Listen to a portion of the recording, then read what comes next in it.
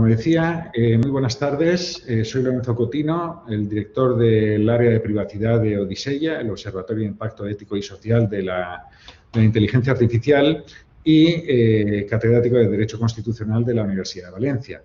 He tenido a bien promover este acto, que tiene una vertiente interna y una vertiente externa, y es que diversos expertos de este área de privacidad, vamos a formular unas alegaciones respecto, en este procedimiento de consulta pública, respecto de la Carta de Derechos Digitales. Ayer hubo un acto paralelo centrado en la Carta del Sector Público, en la Carta de Derechos Digitales en el sector público, materia sobre la que en principio hoy no nos vamos a centrar tanto. Y como se puede ver en este programa, que voy a dejar de compartir inmediatamente para presentar al primer interveniente, y es el ponente principal. Bien, en esta ponencia principal contamos afortunadamente con uno de los redactores de este borrador actualmente de la Carta de Derechos Digitales, que es Borja Zuara. Borja Zuara, si me permite, es un inminente doctor en Derecho, es profesor también de universidad, es consultor, ha sido director de Red.es y una larga lista de elementos, pero por lo que ahora interesa, pues bueno, es especialista en TIC y uno de los redactores de estos ponentes de la Carta de Derechos Digitales. Sin más, Borja, no sé si me dejo algo, él está también en Odiseya y de ahí pues la invitación especial en este caso. Y el título de su intervención es La inteligencia artificial en la elaboración de la Carta de Derechos Digitales. Cuando quieras, Borja, renovando de nuevo el agradecimiento por participar en este evento. Pues gracias a ti, gracias por la invitación y gracias a los que vais a intervenir y los que asistís, porque a mí, frente a otros eventos en el que voy y suelto mi rollo, lo que quiero es que esta oportunidad sea para que intervengamos todos y entre todos pues veamos qué ideas podemos aportar para mejorar efectivamente la Carta de Derechos Digitales. Yo, de hecho, aunque no sé qué tiempo me habías dado, voy a ser más breve porque lo que quiero es que participéis y que además me preguntéis las dudas que podáis tener acerca de cómo se ha elaborado este borrador, porque es un borrador de Carta de Derechos Digitales. Y sobre todo, en 5 o 10 minutos, porque luego quiero que me interrumpáis y que me preguntéis, lo que quiero centrar la intervención es en qué no es esta Carta de Derechos Digitales. Porque ha habido pues muchos comentarios, algunos muy razonables, otros muy razonables en el fondo, pero no tanto en la forma, que son de esas cosas que dices, bueno, pues sí, con lo que dice hasta yo puedo estar de acuerdo, pero lo que no entiendo muy bien es el tono en que se dicen determinadas cosas alguna vez. Y sobre todo lo que noto es que falta en muchos aspectos de nuestra vida un tanto de empatía, que es qué hubieras hecho tú si tú tuvieras que hacer una Carta de Derechos Digitales. Porque no es fácil, o sea, lo estuvimos debatiendo al principio qué era el objeto de nuestro trabajo, porque nosotros, al fin y al cabo, pues somos gente como vosotros, que algo sabemos de algún aspecto del derecho digital. Yo pues llevo desde 1992 con la LORCAD participando en toda la legislación de derecho digital, o sea que, por muy tonto que sea, pues algo he aprendido en estos años. Pero al final, como he participado en todas las leyes de derecho digital, también teníamos la duda, decíamos, ¿qué tiene que ser esta carta? ¿Una carta recogiendo todos los derechos digitales durante 20 años? Porque entonces te sale una tesis doctoral más amplia que la mía y la mía tiene 3 tomos de 888 páginas. Entonces, eso no es una carta digital. ¿Que debemos fijarnos solo en las novedades y ya dar lo que se ha hecho por bueno? Porque la gente, una de las críticas, es que solo se limitan a recopilar cosas que ya están. Y dice, bueno, ¿qué hacemos? No mencionamos la neutralidad de la red porque la neutralidad de la red ya está recogida en un reglamento europeo. O sea, que había muchas dudas sobre cuál era el alcance o el objeto de nuestro trabajo. También hay un tema que nos obsesionaba a muchos y era, oiga, yo no creo que sean nuevos derechos. Yo creo que son los derechos de siempre, los derechos fundamentales, concretados y aplicados al entorno digital. y que muchas veces están reconocidos, como en el famoso título 10 de la LOPD, pero no están, aunque el rótulo del título y luego de la ley diga garantía de derechos digitales, lo que no están regulados son las garantías. Están enunciados unos supuestos nuevos derechos digitales, pero faltan los mecanismos de tutela y de garantía del ejercicio efectivo de esos derechos en el entorno digital, ¿no? Entonces, por eso digo, muchas veces son derechos ya reconocidos, derechos en el entorno digital, pero por la experiencia que vamos teniendo, pues tampoco están especialmente garantizados. Y pongo el que ya sabéis, quien me conoce, que es mi favorito, que es la libertad de expresión. Bueno, pues había necesidad de enunciar la libertad de expresión como derecho digital. Pues no, porque la libertad de expresión sigue siendo la libertad de expresión del artículo 20 de la Constitución. Pero es verdad que hay que garantizar la libertad de expresión en el entorno digital y especialmente en las redes sociales, cuando vivimos uno de los peores momentos de censura que yo recuerdo, porque nos censuran de todas partes, desde las redes sociales por un lado, las multinacionales norteamericanas, a los gobiernos que quieren intervenir, ¿no?, en los discursos de odio, en las fake news, en los bulos, etcétera, y con el argumento jurídico de algo hay que hacer. Y como algo hay que hacer, pues nos cargamos y nos llevamos por delante los derechos fundamentales y la libertad de expresión, ¿no? Bueno, total, que hay derechos que ya existían, la mayoría en la Constitución están recogidos y garantizados, pero había que, más que enunciarlos, garantizar su ejercicio en el entorno digital, ¿no? Hay unos derechos que son nuevos, y también pongo otro ejemplo que son en los que yo me he centrado más, que es el de identidad.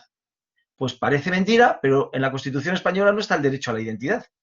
Está el derecho al honor, la intimidad, la propia imagen, el artículo 18, pero no hay un derecho a la identidad. Ni siquiera en la Declaración de Derechos Humanos de la ONU hay un derecho a la identidad. Entonces, lo que había que hacer es, porque es muy importante, la identidad digital o la identidad en el entorno digital.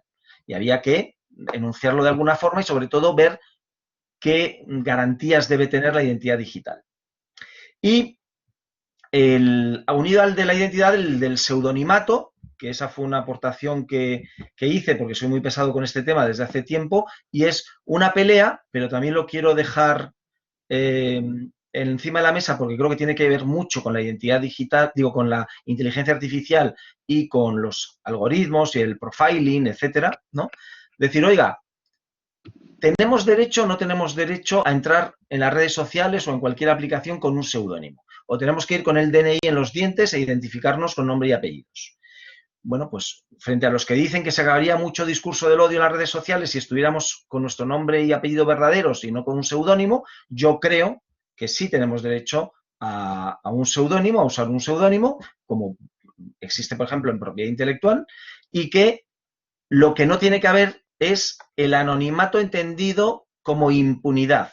Es decir, la gente habla de anonimato porque dice, no, yo tengo derecho a liarla y que nadie me pueda perseguir. Dice, pues no, eso un Estado de Derecho no puede admitir espacios de impunidad, ¿no? Y entonces, al final el pseudonimato es el anonimato ese que hablamos, ¿no?, de entrada, pero que si cometemos un delito, un juez puede levantarlo para investigarlo. No obstante, y pues yo creo que hubo un consenso sobre esta idea, pues hay gente que sigue defendiendo, ¿no?, el anonimato más escrupuloso, el cifrado, y que jamás nadie pueda saber quién está detrás de algo. Pues yo no creo que esté el horno para bollos, porque exactamente, que hice el otro día el cálculo, la impunidad de los ciberdelitos en España es del 99,6%. Solo acaban condenados un 0,4% de los autores de ciberdelitos. Y si nos quejamos de que no hay suficiente anonimato, pues ya veis que sí, que parece que hay demasiado anonimato en el sentido de impunidad, ¿no? Y así no creo que vayamos a avanzar mucho en un entorno digital seguro y sano desde el punto de vista jurídico. Bueno, termino porque dije que no me iba a enrollar y como siempre me enrollo.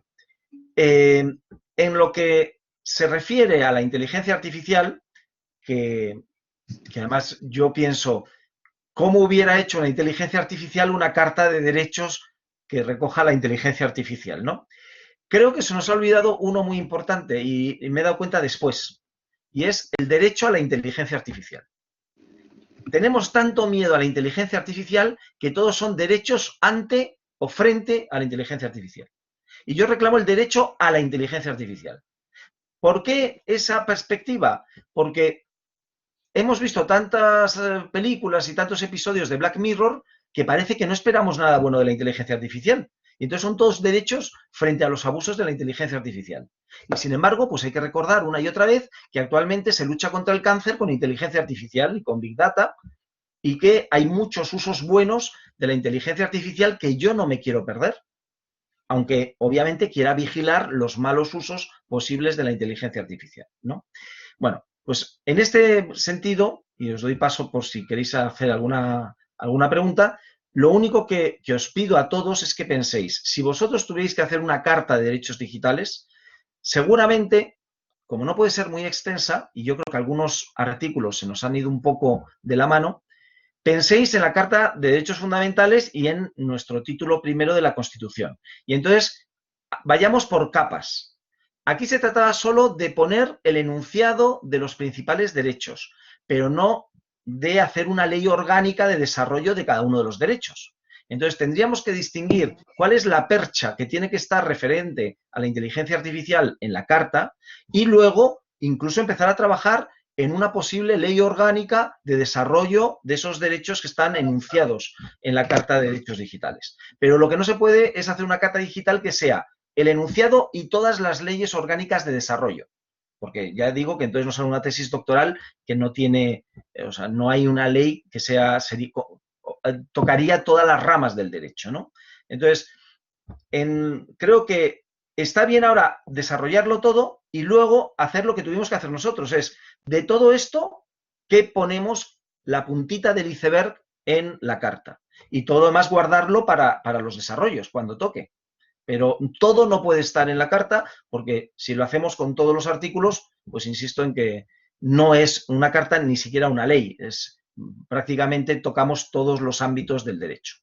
Y con esto me callo por si alguien quiere hacer alguna pregunta de lo que ha sido nuestro trabajo, que insisto, es el que hubierais hecho vosotros y además, no, aunque es un texto consensuado, no todos estamos de acuerdo en todo. Y por eso hubo una cierta especialización y cada uno se escogió unos cuantos derechos, ¿no? Y por supuesto que todo es mejorable y para eso se abre la consulta pública y estos eventos que yo creo que van a ser muy enriquecedores. Y me callo.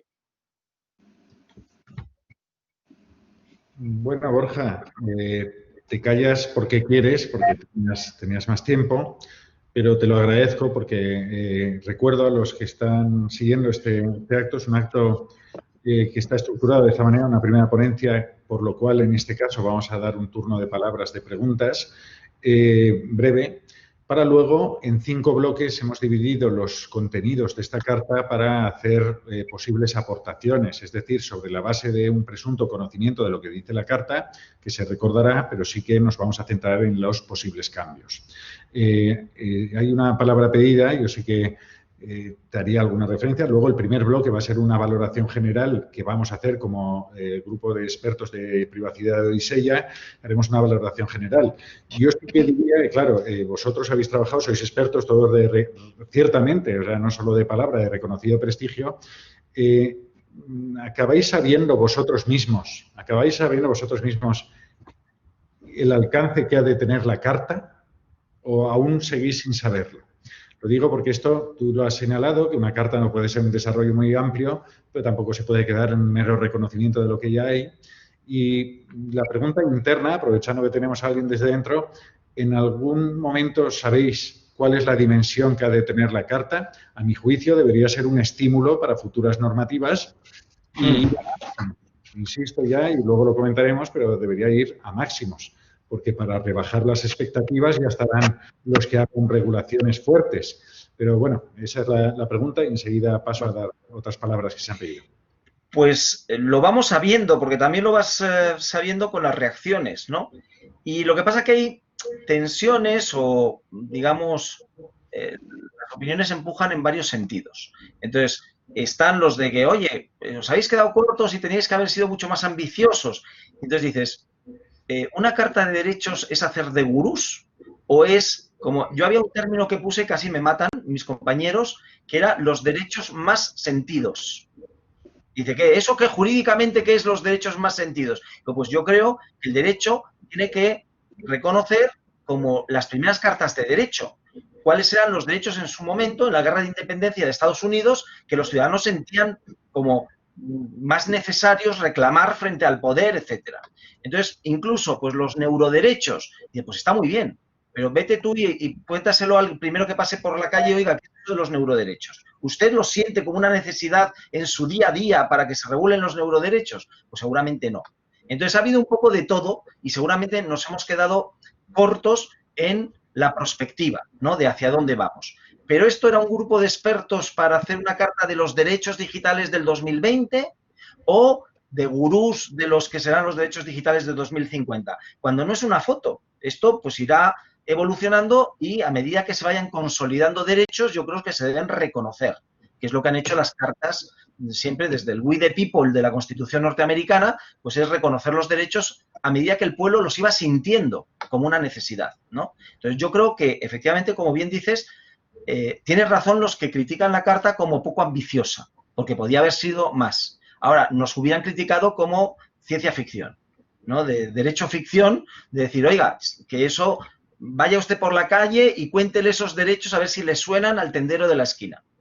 Y a lo mejor no le sonaban, ¿no? Entonces, yo creo que eso. Y luego hay otra cosa que es en lo que temo caer, pero creo que estamos cayendo. Y además por la parte que me toca, que es la presión de las novedades para titulares de prensa.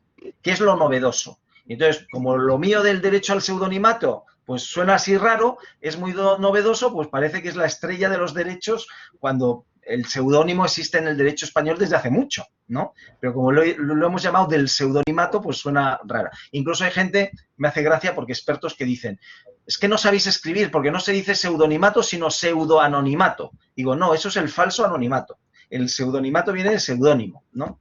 Entonces, hay muchas tendencias y yo creo que estamos demasiado acostumbrados también a la novedad, a fijarnos en las novedades. Cuando hay una labor mucho más oscura que es, oiga, que hay derechos que son de 1948, no de 1978, que no están garantizados todavía su ejercicio, y mucho menos en el entorno digital. Hay otros que dicen, oiga, más les valdría haber regulado en una ley cuáles son las garantías y mecanismos de tutela efectivo para ejercitar los derechos del 78 en el entorno digital, sin ninguna novedad. Muchas gracias. Bueno, hay algunas palabras y algunos comentarios laterales. Sí que recuerdo a los intervinientes que se ha hecho referencia a Betania, una cuestión que hay un bloque dedicado a él y igual voy a ser ponente. A Carlos Fernández también le diría lo mismo, que respecto de las garantías, el segundo bloque deliberaremos y le invito a participar y a renovar esta cuestión e incluso a participar en la reflexión. ¿De acuerdo? En todo caso, hay una palabra pedida desde el principio por José Antonio Castillo, uno de los miembros de este grupo de expertos. Gracias.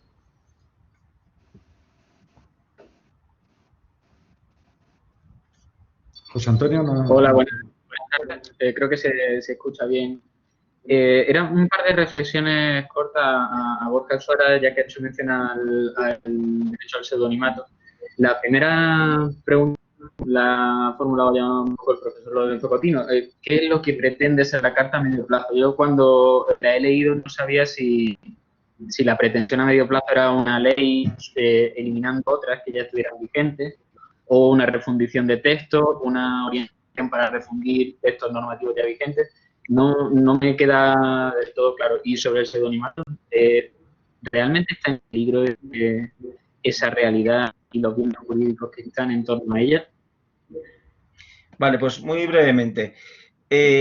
A ver, lo principal, y además se dijo desde la presentación, pero bueno, pues se ha ido repitiendo y criticando. Este no es un texto normativo. Esto podía haber sido un informe de un grupo de expertos. En algún momento determinado, pues se quiso hacer una especie de articulado para someterlo luego a la consulta pública porque se creía que era más pedagógico así para que hicieran enmiendas al articulado, porque si no tienes que hacer enmiendas a una página de un informe, ¿no? Y entonces eso despistó. Pero primero por razón de tiempo, que se trataba de tener en 6 meses unas orientaciones de cuáles son los derechos y qué es lo que se debe desarrollar.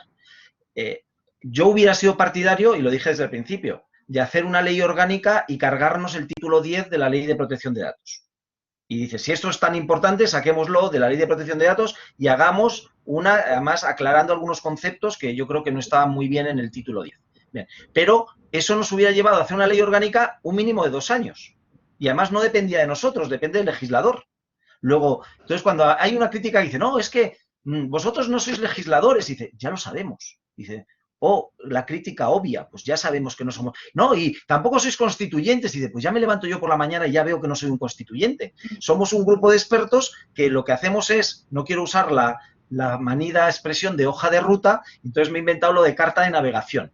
Porque ya como estamos navegando por Internet, pues para decirle al gobierno que nos ha pedido que les asesoremos cuáles son los derechos en los que deberían de hacerse leyes orgánicas o reformar las que ya existen, porque tampoco soy partidario de que haya una ley, sino que todos los derechos del título 10 vaya cada uno en su correspondiente ley, los de laborales, pues en el Estatuto del Trabajador del siglo XXI que quiere hacer la ministra de Trabajo, ¿no? Entonces yo creo que eso. En cuanto al pseudonimato, sí existe una necesidad, y eso la he vivido en carne propia. Hay mucha gente y muchas voces diciendo que se acaben los seudónimos en las redes sociales, y yo estoy en contra de eso. Yo creo que un seudónimo ayuda a la libertad de expresión. Y me dicen, no, porque la gente diría menos